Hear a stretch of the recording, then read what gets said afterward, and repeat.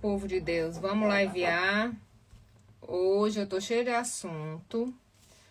Hoje começa a terceira turma do Além de Bert. E hoje a gente vai conversar sobre as mulheres, o controle, a adoção, os casamentos, por que as mulheres arrastam o casamento clínica de reabilitação, né? Transformam o casamento numa clínica de reabilitação, por que elas não conseguem sair de casamentos onde já estão separadas dentro de casa, né? Essa semana eu atendi várias clientes que moram na mesma casa com o marido há 10 anos, há 15 anos. Tem uma que está há 18 anos e dormem em quartos separados, mas não conseguem se divorciar oficialmente. Por que que isso acontece? Porque, na verdade, muitas vezes essas meninas carregaram em si o casamento dos pais. Vou explicar.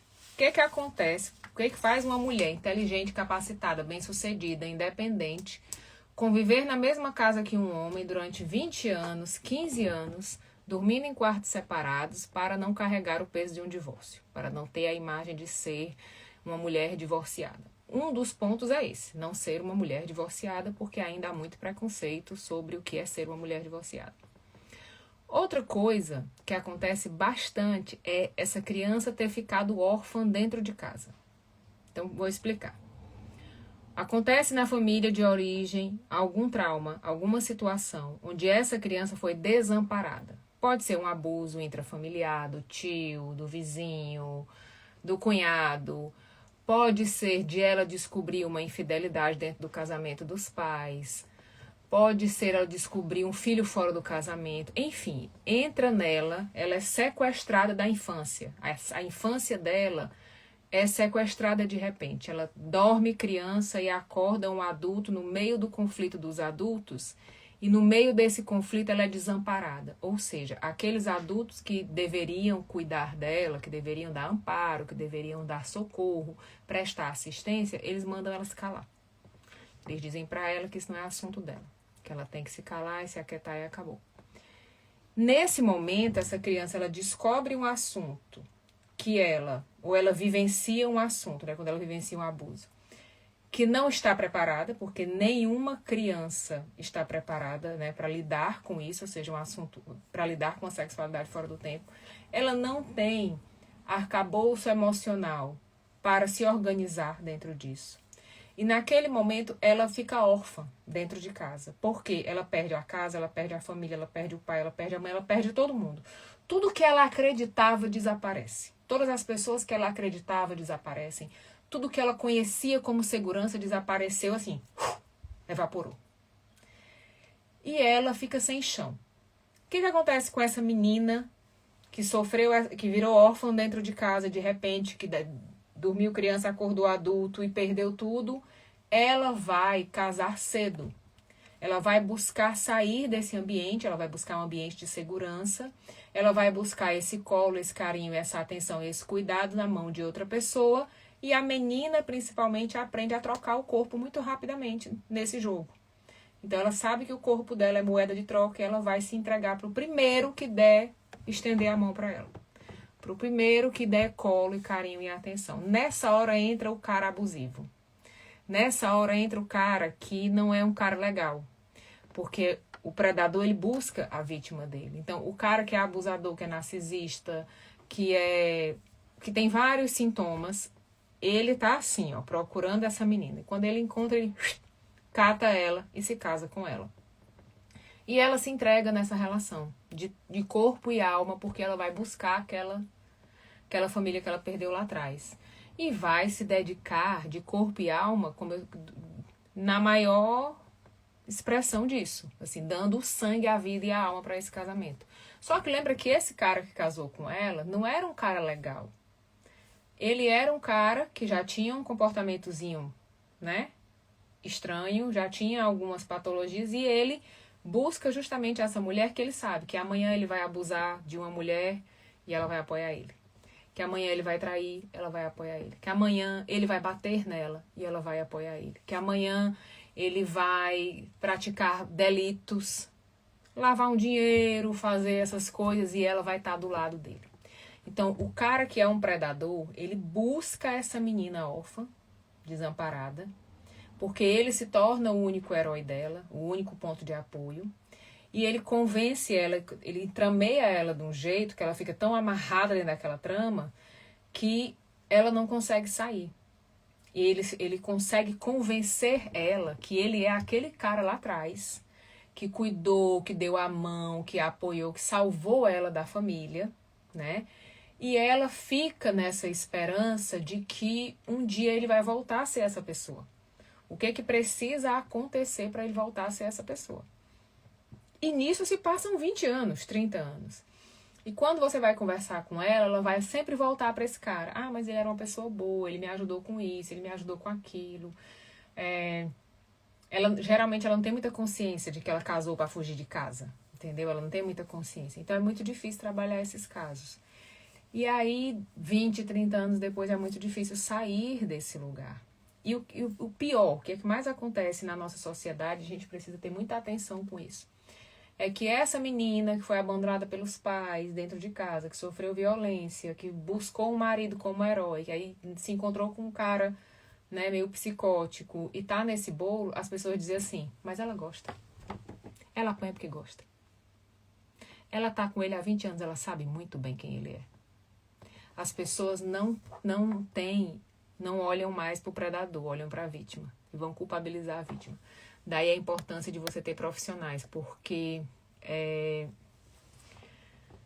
o leigo, ele não consegue escutar, ele não consegue te orientar nessa situação. Então, por que tem tantas mulheres em casamentos, clínica de reabilitação, ou seja, esperando o marido, né, virar uma pessoa boa, porque no fundo ele é uma pessoa boa. A gente tem que ser bom no raso, né? No fundo não. Eu não sou petroleiro para estar cavando buraco para achar petróleo em ninguém não, tá? A Ellen disse assim, meus pais viviam a mesma casa separados, mamãe perdeu o pai com 9 anos, e daí a vida da família se tornou muito difícil. Sim.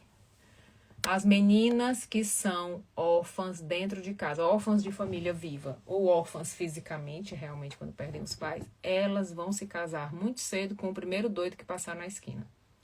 E esse doido não está lá à toa, ele está esperando ela. E ele aprisiona ela de um jeito que ele sequestra a mente dela, ele sequestra as emoções, a identidade dela. Entendam uma coisa, uma pessoa psicótica, ela não é uma pessoa ruinzinha. Ela é uma pessoa com habilidades psíquicas de manipulação. A gente não tá falando... Eu sou super a favor do casamento, gente. Casamento a gente casa para dar certo. Tá certo? A gente casa para dar certo. Todo mundo quer ter uma família. A maioria das pessoas querem ter uma família, querem ter uma parceria e tal. A gente casa para dar certo. A gente precisa entender que existem pessoas psicóticas no mundo, tá? E uma pessoa psicótica, ela não é uma pessoa ruinzinha, não. Ela é uma pessoa extremamente inteligente e capacitada. Ela é uma pessoa extremamente bem vista, bem querida por todos. Então, um psicótico, quando ele pega essas meninas que foram vítimas de violência e ele ampara ela, ele sabe muito bem o que ele está fazendo. Tudo o que ele faz é muito calculado. Muito calculado. Ele consegue colocar a família contra ela, ele consegue colocar os amigos contra ela, ele consegue lavar a cabeça dela de ela acreditar que ele é uma boa pessoa.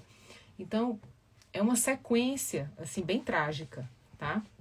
E aí acontece das meninas ficarem nisso. Se você vê aquela sua amiga que é super inteligente, super capacitada, saudável, que se dedicou à família e parece que só ela não vê quem esse cara é. Ela não vê. Ela não vê. Ela tá tão hipnotizada que ela não vê. E ela só vai ver anos depois. Se ela conseguir sair desse relacionamento. Porque você se relacionar com um psicótico é muito difícil.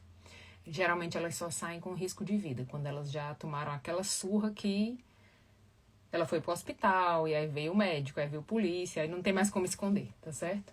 Mas aí quando ela sai, ela ainda fica com aquele pesar, né? Ai, mas eu não queria prejudicar ele, eu não queria que ele fosse preso, porque ele é uma boa pessoa, ele não merece isso e tal. Ela tá sempre preocupada com ele. E passa 10 anos desse divórcio, é que ela vai dizer, nossa, agora eu vejo que quando ele dizia isso, quando ele fazia aquilo. Por quê? Porque ela precisa desse distanciamento para poder a ficha cair, tá? Então, eu estou atendendo muitas mulheres que estão em casamentos onde elas estão, assim, hipnotizadas. Elas têm violência, elas têm infidelidade, elas têm todos os quesitos, né, de um relacionamento tóxico, e elas continuam lá. E elas continuam lá, e elas continuam lá, porque aquele lugar é o único lugar que ela tem. Ela não tem para onde voltar. Lembra que eu falei que ela ficou órfã lá atrás, da primeira família? Então, se ela perde esse núcleo, ela vai para onde? Ela não tem para onde ir. Porque lá ela não é criança, lá ela é outro adulto. Ela não tem mais cuidadores dela. Entende? Ela não tem mais pessoas que cuidem dela. O único cuidador dela é o marido. E quando entra nessa história que o casamento fica, as pessoas dormem em quartos separados, passam 20 anos como amigos dentro de casa, para ela ainda é melhor, porque ele é meu cuidador e nem me cobra o corpo. Entende? Para ela tá ótimo. É muito louco, gente. A gente tá vivendo... sempre existiu isso. Hoje em dia a gente pode falar sobre isso, né? A gente pode conversar sobre isso. E é muito importante que a gente converse, porque casamento é muito legal. A gente casa para dar certo, mas ele pode ser um processo muito adoecedor, porque a pessoa com quem você dorme e acorda, ela conhece todas as suas fraquezas, ela conhece todas as suas dores, ela sabe onde te ferir, ela sabe bem direitinho onde te ferir. Então, eu sempre falo, né? Casar é você ter o poder de cuidar ou ferir a pessoa na sua ferida mais profunda. Veja o que o outro está fazendo com você. Se ele está cuidando ou se ele está te ferindo na tua ferida mais profunda. E aí, é hora de procurar ajuda, tá? É hora de procurar ajuda. Porque não é saudável conviver com ninguém que te causa feridas. Pode ser seu pai, sua mãe, sua irmã, seu marido, quem for. Ninguém tem direito de ferir ninguém. Se você vê uma pessoa batendo num cachorro na rua, você vai chamar a polícia. Se você vê uma pessoa fazendo maus tratos com um gato, você não vai dizer que aquilo é inadmissível. E muitas vezes o teu marido te bate, te agride, te humilha, e você acha que é assim, que tá tudo bem. Não tá tudo bem. Não tá. Não tá. Não é pra ser assim, tá? Não é pra ser assim. Se a gente não pode admitir isso com um animal na rua, a gente não pode admitir isso com nós mesmos, tá? Não pode mesmo. Mesmo. Mas tá cada vez mais frequente. E acho que a gente tem um discurso que reforça muito isso, né? Que a mulher sábia edifica a sua casa. E nananã. Meu ovo. Melhore. Mandei um assuntinho pra gente assuntar. Eu postei aqui um vídeo da Gil, que ela fala da adoção. E a constelação familiar influenciou muito mal. Acho que não, vou corrigir minha frase. A teoria de Bert Hellinger prejudicou e influenciou muito mal o olhar da sociedade para a adoção. A adoção no Brasil, ela ainda é um lugar de muitos preconceitos, tá certo? A adoção no Brasil ainda é um lugar de que eu não vou adotar filho de bandido, eu não vou deixar tudo que eu tenho para um filho que eu não sei se é meu, que você tem que ter cuidado porque o filho adotivo dá trabalho, o filho adotivo não presta, esse negócio de adoção é perigoso. E a constelação ensinada por Bert Hellinger contribuiu para o aumento desse preconceito, e eu não tenho o menor medo de dizer isso na internet. Tenho o menor medo. Por quê? Porque Bert vem de um ensinamento eurocentrista, antigo e religioso. Então, ele traz na sua bagagem todas essas questões. Então, quando ele vai lá dizer que a mãe adotiva não é mãe, porque essa criança tem uma mãe e um pai, ele é um cuidador, ele está falando de um viés eurocentrista, onde eu olho o ser humano pelo viés biológico. Enquanto que nos Estados Unidos a gente vai ter uma cultura de adoção muito mais organizada, onde as mulheres grávidas já vão para o cadastro, as famílias já estão cadastradas. É comum as famílias terem 2 filhos adotivos, mesmo já tendo filho biológico, porque adotar lá é uma coisa comum, normal. Ninguém fala de filho adotivo, de filho biológico. Não, filho a gente cria. Filho é uma vida, a gente cria. E a gente precisa ter muito cuidado com esse discurso, porque esse discurso valida, esse discurso alimenta essa diferenciação do ser humano, e esse discurso vai, muitas vezes, acumular crianças no processo de adoção, porque eu vou alimentar esse tipo de preconceito. tá? A gente precisa ter muito cuidado com isso. Então, o que que a visão eurocentrista traz para nós? A visão eurocentrista é olhar o mundo pelo olhar da Europa, né? E aí, vamos lá para as cartas jesuíticas, vamos estudar a história. Quando os franceses chegaram no Brasil, eles perguntaram, né, eles viram os índios criando, as crianças indígenas, elas são amamentadas por todas as mulheres. Elas são criadas pela comunidade. E aí eles perguntaram, por que você está dando leite para essa criança? Ela é sua? Ela disse, não, ela é nossa. Aí ele disse, mas como você vai dar comida para uma criança que você não sabe que é sua, que não tem o seu sangue? E aí o índio responde para ele, né? Ai, tô com dor no ombro. Vocês amam o sangue, nós amamos a vida. Essa criança é nossa. Então, quando o Hellinger vem dizer que a criança só tem um pai e uma mãe, porque elas são geradas biologicamente por esse pai e essa mãe, ele está falando da visão eurocentrística biológica, que vai tratar o filho somente pelo laço de sangue. Somente por esse viés. E por que ele traz isso? É porque ele é uma pessoa ruim? Não, porque ele foi ensinado assim. Porque a gente está falando de questão de herança. Eu postei aqui esses dias um casamento de uma mulher com 2 homens. E por que nasce o casamento? O casamento nasce pelo patrimônio. O casamento nasce para evitar a divisão de terras, para diminuir a briga de patrimônio, para juntar a minha terra com a tua, que eu produzo leite, tu produz outra coisa, e a gente junto vai ficar mais rico. Então, o casamento é uma aliança patrimonial, historicamente falando. E hoje em dia também é uma aliança patrimonial, tá certo? Então, eu vou, dentro dessa aliança, definir quem vai herdar esse patrimônio. Só vai herdar o meu filho de sangue. Eu não vou dar o meu patrimônio para qualquer pessoa. Então, aqui o acúmulo passa a ser mais importante que a vida. Para eu garantir que esse filho é meu, mulheres para dentro de casa, amarradas no espartilho, para eu saber quando ela está grávida, porque se eu viajei e voltei, ela está grávida, não é meu. Entendeu? Então, essa domesticação da mulher de colocar ela para dentro de casa era para garantir que ela não tivesse contato com os homens na lavoura, no comércio. Então, o filho que sai dali é meu, tá? E o patrimônio fica para esse filho. Então, quando o Hellinger traz essa questão, ele não traz do nada. Historicamente, ele é contaminado por esse pensamento, tá certo? Historicamente, ele é contaminado por esse pensamento e ele reproduz. Qual é a nossa ideia? Qual é o nosso diferencial como ser humano? A reflexão. Nós temos a habilidade de refletir, de questionar, tá? Não só de engolir as coisas, beleza? Então, quando a Giovana fala, que as pessoas perguntam assim, mas e a mãe dela, quem é? Porque a pessoa está contaminada por esse viés de que a mãe é somente a pessoa que gerou aquela vida biologicamente. E gerar uma vida é instinto primitivo. Cruzar, fazer SEXO, é um instinto primitivo. Você, o cachorro, o papagaio, a galinha, a vaca, o gorila, qualquer um faz isso. Beleza? Isso é instinto primitivo e isso é cérebro reptiliano. Vai nascer. Se a gente cruzar, vai nascer, certo? Maternar e paternar são construções sociais. São construções de afeto. Maternar alguém não depende do viés biológico. Não depende. E a epigenética já mostra isso, né? Que com a convivência, com o vínculo, isso muda até o nosso gene.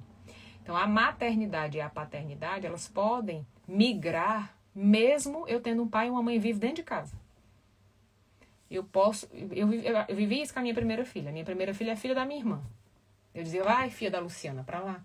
Ela maternou a minha irmã e a minha irmã maternou ela. Acabou. Com pai e mãe dentro de casa. Com pai, mãe, avó, tio, periquito, papagaio. Ela maternou a minha irmã. A comida que a minha irmã come, a música que a minha irmã escuta, o jeito que a minha irmã se veste, o jeito que fala. E elas duas passavam o dia grudadas. A minha irmã faltava aula na faculdade para ficar com ela. Então, a minha irmã maternou essa criança. E essa criança maternou essa tia. E você vai ouvir muito isso no discurso das famílias, dizendo assim, essa aqui é a filha da minha irmã. Eu só fiz parir. Só fiz parir para ela não gastar o útero, né? Só fiz para ela não gastar o útero. Então, a gente precisa observar essas construções, porque a gente acaba repetindo muita besteira, tá?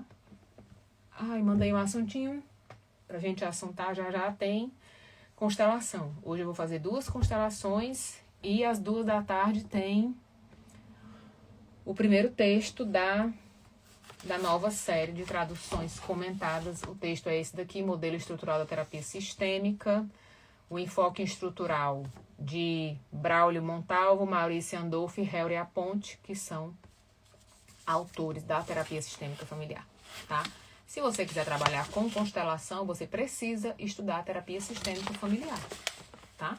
Porque constelação não apareceu no mundo com Bert Hellinger, tá? Não começou na mão dele, sinto muito informar. E se você não conhecer, principalmente o que não fazer nesse lugar, você se torna um adoecedor de pessoas. Eu tenho clientes que foram adoecidas por constelação familiar. Ah, Liliane, tu trabalha com constelação? Trabalho. Trabalho com constelação sistêmica familiar, baseada na terapia sistêmica familiar. Ciência, science. Não trabalho com seita, não trabalho com gente doida, tá? Então, eu tenho clientes adoecidas por processos de constelação, porque foram participar de constelação e foram adoecidas nesse processo. Foram condenadas, foram criticadas, foram humilhadas, tiveram a sua dor em formato de deboche, tiveram... Vou explicar para ficar bonitinho. Entenda uma coisa. Nós somos um país pós-colonizado, certo? Eu falo português, eu não falo tupi. Né? Os meus originais falam tupi. Então, eu fui colonizada por outro país, beleza? Países que foram colonizados, eles desenvolvem um modelo de comunicação opressor, porque a gente aprende a falar com o opressor. Então, a nossa comunicação ela é opressiva, ela é impositiva. Se você ver qualquer link, qualquer post de Instagram depois dessa live, você vai ver ele diz assim, faça, comece, diga, pense. Comunicação imperativa, te dando ordem. Né? Às vezes as pessoas escrevem assim pra mim, fale sobre família. Eu digo, próxima ordem. Ela não diz, por favor, você poderia falar sobre família, sobre um assunto tal? Ela me dá uma ordem. Mas ela não percebe que tem a comunicação imperativa, tá certo? Se a gente nasceu e se criou assim, a gente não percebe. Daí até a página 2, né? Para isso aí tem um curso de comunicação. Cuide. E aí, quando eu vou para um ambiente terapêutico, quando eu vou me tornar um terapeuta, eu preciso ter uma comunicação terapêutica, que não pode ser imperativa, determinista. Chega o Hellinger no Brasil, o Hellinger tem uma comunicação alemã. Os alemães têm uma comunicação diretiva. Não é imperativa, é diretiva. Só que para nós ela parece meio grosseira. Eu junto essa informação diretiva, que é linear, com pessoas que falam de forma imperativa, meu amor, sabe do meio que é coisa, é tiro, porrada e bomba.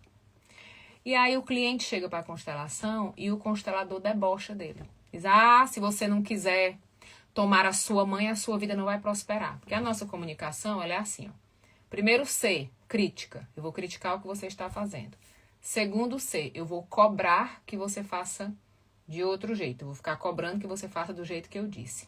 Terceiro passo é a ameaça.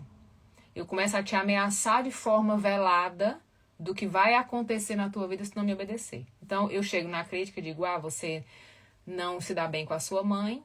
Hellinger diz que a vida te trata como te trata a tua mãe. Então, se tu não fizer isso, a tua vida não vai prosperar. Fiz uma crítica, condenei, disse o que você tinha que fazer, gerei uma cobrança e agora estou gerando uma ameaça velada.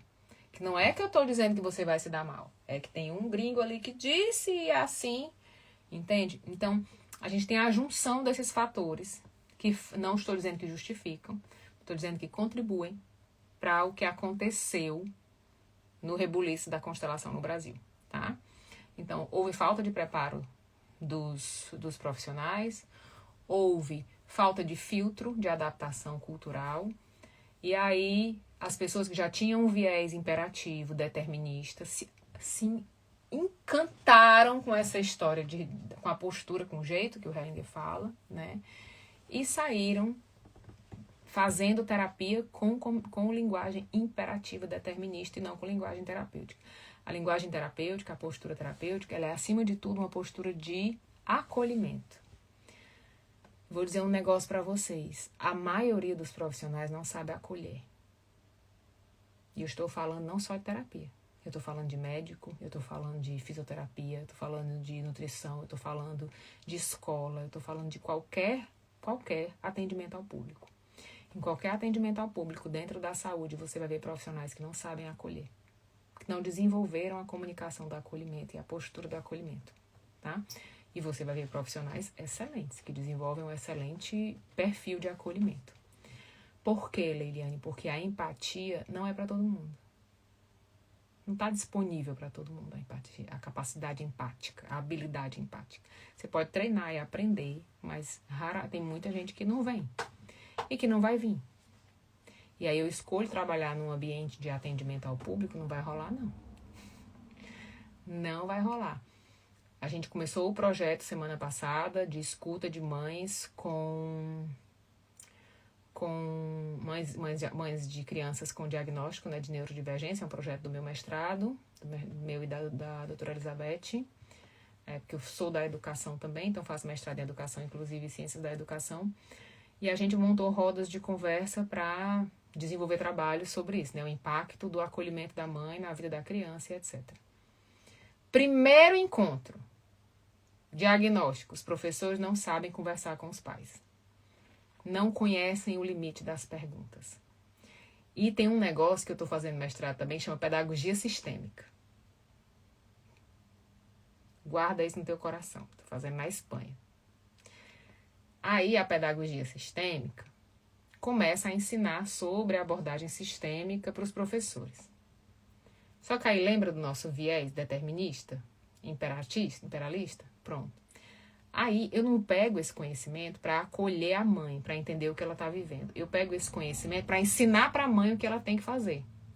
Para dizer para ela por que o filho dela é assim e o que ela precisa fazer daqui em diante. E daí para frente é só para trás. Porque eu estou ensinando pressupostos terapêuticos, mas eu não estou ensinando a postura terapêutica e a comunicação terapêutica. E aí eu vou pegar o conhecimento terapêutico e vou aplicar de forma não terapêutica. E aí, meu amor? É a mãe brigando com a escola brigando com a mãe, tira menino, pede liminar, tome advogado, tome polícia, tome confusão. Daí pra frente é só pra trás. Só pra trás. E eu tô vendo isso dentro do mestrado. Tô vendo na esquina não, viu? Então, é muito louco. Ou a gente aprende que terapia não é brincadeira, que terapia não é só você gostar de ajudar, que terapia não é lugar para todo mundo, que você precisa passar por processo terapêutico, não adianta você ficar estudando para se curar, né? Vou estudar porque eu fui estudar, porque eu tinha muitas questões, e aí depois eu me encantei, eu quis virar, sei lá, terapeuta não sei de quê, de qualquer coisa. Foi, neném? Volta para casa. Vai só encher o saco. Vai só fazer besteira. Só fazer besteira. Vai só fazer besteira. Volta.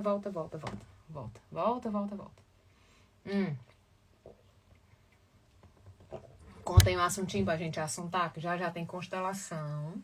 Hoje começa o Além de Bert, turma 3. Gente, meu calendário, eu tenho 21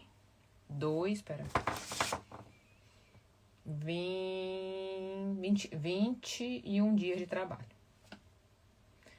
21 dias de trabalho, eu só volto 15 de dezembro. Aí eu tenho que entregar tudo até lá. Pensa numa loucura. Conta aí um assuntinho pra gente assuntar. Porque eu invento de fazer muita coisa. Aí a escola dá o conteúdo, quem ensina os pais, tá ótimo. E são cobrados do sucesso. Tem várias questões no que você disse. A escola trabalha a escolarização da criança. E agora a escola passou a ser cobrada de educar a criança.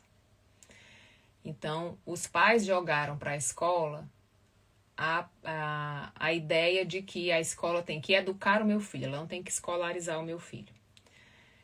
E eu tenho que cobrar a escola. Só que e aí a escola diz para o pai, não, quem tem que educar o seu filho é você, a nossa tarefa é escolarizar. Quem é que está olhando para a criança nessa brincadeira? Ninguém.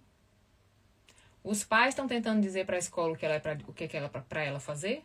A escola está querendo dizer para os pais o que é para eles fazerem. E ninguém está olhando para a criança. A criança está abandonada nessa guerrinha.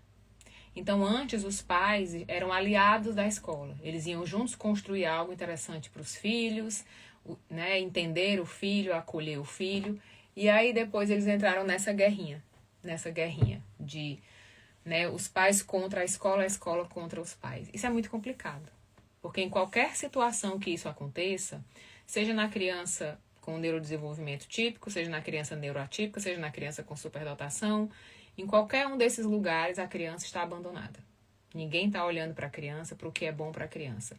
Cada um está tentando provar para o outro que está certo. A escola está querendo provar para os pais que está certa, os pais estão querendo provar para a escola que ele está certo e a criança está abandonada. Eu vejo você, você faz parte. Nada te cega mais do que o sentimento de injustiça. Nada. A Bíblia diz isso em Romanos. Se você, nele diz, né? O injustiçado é o Satanás em pessoa. Então, nada te cega mais do que um sentimento de injustiça. Se você tiver um sentimento de injustiça dentro do seu coração, com uma pessoa ou com um lugar, se prepare que tudo de pior vai sair de dentro de você. Porque tudo que você tem de pior guardado dentro do seu coração encontrará um lugar legítimo para praticá-lo. Então você vai fazer tudo de errado dizendo, mas é porque fulano, nananana. Aí tem umas pessoas que tem uma conversa que eu adoro, que é assim, mas a justiça de Deus é perfeita. Mas a lei do retorno não falha. Ou seja, eu encontro um terceiro elemento que pratica a vingança que estava dentro da minha cabeça e eu não sujei as mãos. E eu fico feliz com isso. Em ver a minha vingança planejada sendo executada sem que eu precise sequer me sujar. Eu vejo você faz parte. Ou embora que eu perca meu réu primário nessa live, tá bom? Cheiro.